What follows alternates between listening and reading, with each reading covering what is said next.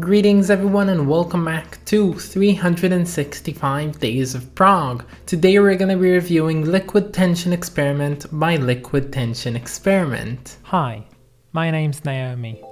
I'm an avid progressive rock fan, but I'm a long ways from knowing all the prog albums out there.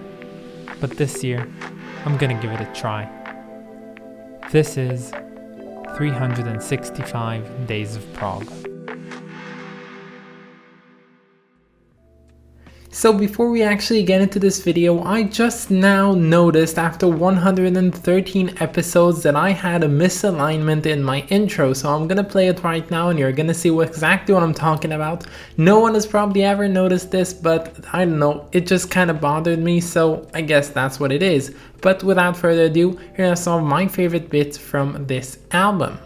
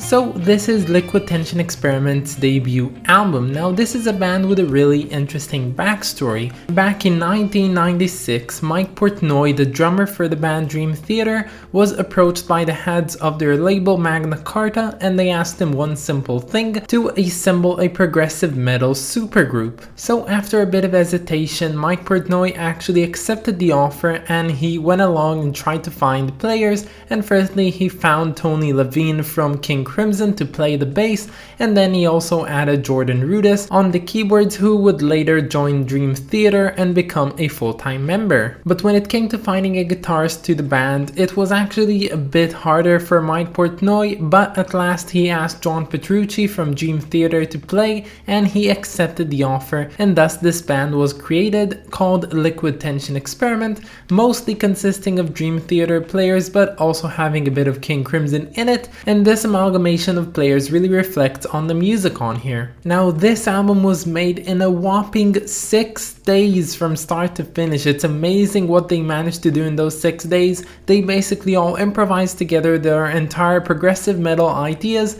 and were able to assemble an album of over an hour of runtime. So this album would go on to be released only in March of 1998, and a year after that the band would release their second album, also called Liquid Tension Experiment 2, but we have an episode about that one coming in the future, so I'm not gonna talk about it right now. Now, did Mike Portnoy actually succeed in creating a supergroup? Do they actually hold up to their name? Well, they do. Liquid Tension Experiment, in the conceptual idea of it, probably consists of the best players progressive metal has ever seen, and they created some of the best progressive metal music that there's out there. And you know, one way that I think is really good to convey this idea is the fact that there's John Petrucci on here, probably one of the greatest guitar players in the prog scene ever, and he's playing alongside very talented players, and they're so talented and so good at what they're doing that even his masterful playing is not overshadowing anyone else, and everyone here gets his turn in the spotlight.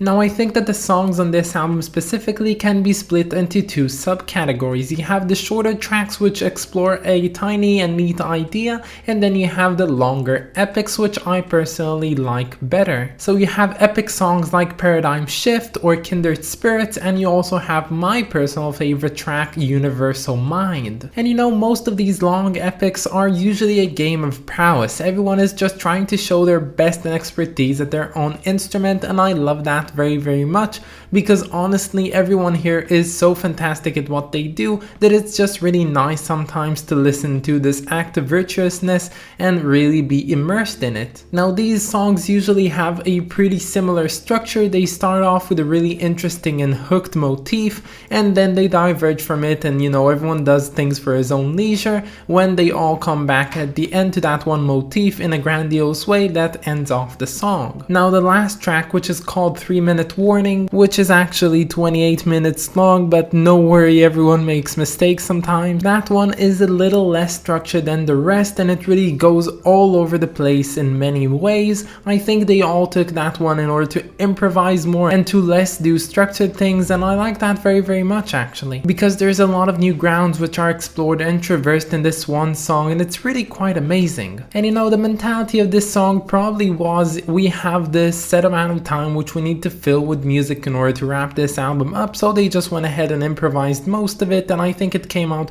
quite nice, although it does lack one thing, and that's being memorability.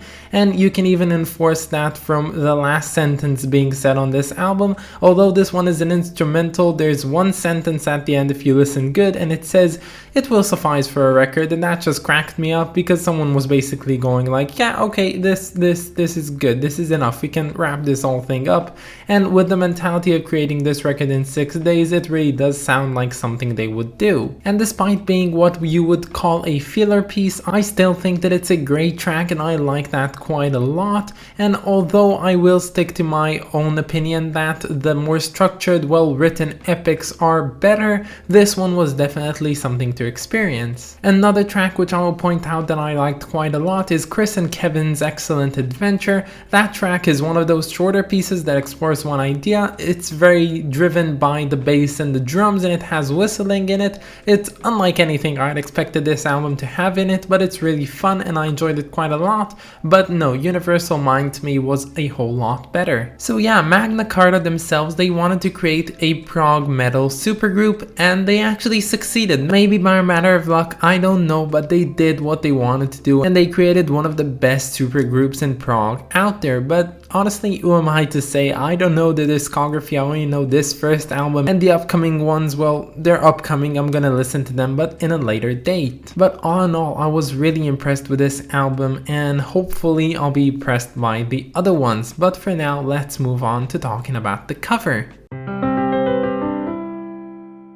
So although I really like the colors used on this cover, I don't think that it's quite memorable in any way. It's really, you know, kinda meh, okay, it's fine I guess. My light just went out. I had a light over here, now it's, you know, it's gone. Okay, I guess we're gonna do that. One thing I did like about this cover is the logo of Liquid Tension, because it really reminds me of that cymbal manufacturer. I think their name is like Zildjian or something like that, and I think they're pretty cool. But one thing that does bug me about this cover is the way that the names are written on it. I kinda do get why they had to write the names on it, because you want people to know who are the members in this group, and the fact that it's a really, you know, high caliber type of cast. But honestly, I don't know how they made it. They made it in like this really odd white semi-rectangle thing, and it just looks very odd in my opinion, and it has this very bland text to it.